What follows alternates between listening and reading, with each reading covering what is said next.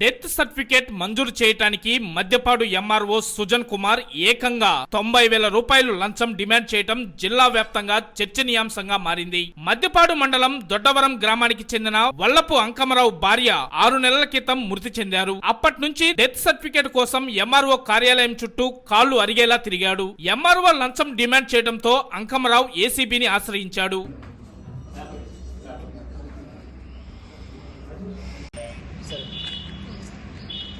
ఈరోజు మాకు వచ్చిన కంప్లైంట్ మేరకు ఈరోజు ఎంఆర్ఓ మద్దిపాడు మరియు విఆర్ఓ దొడ్డవరం వాళ్ళపైన రైడ్ చేయడం జరిగిందండి. కంప్లైంట్ యొక్క వైఫ్ చనిపోయారు.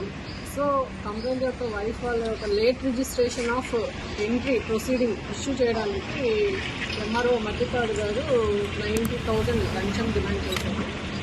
ఆ ప్రొసీడింగ్స్ ఇచ్చినందుకు గాను ఈరోజు ఆయన ఇన్స్ట్రక్షన్స్ మేరకు ఎంఆర్ఓ మద్దిపాడు గారి ఇన్స్ట్రక్షన్స్ మేరకు విఆర్ఓ దొడ్డవరము 90,000 లంచం డబ్బులు తీసుకుంటాగా మాకు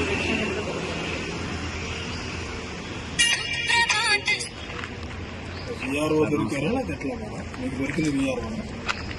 దొరికారు. ఎంఆర్ఓ వాయిస్ కూడా ఉన్నది. సో ఇద్దరిని పట్టుకోవడం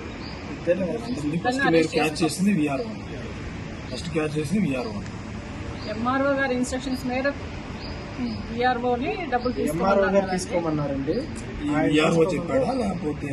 ఎంఆర్ఓ గారు కంప్లైంట్ కి విఆర్ఓ గారికి ఇవ్వమన్నారు. అది తీసుకుని ఆయన అరెస్ట్ ఇద్దరిని అరెస్ట్ చేస్తారు. రేపు నెల్లూరు కోర్టులో ప్రొడ్యూస్ చేస్తారు. Thank you.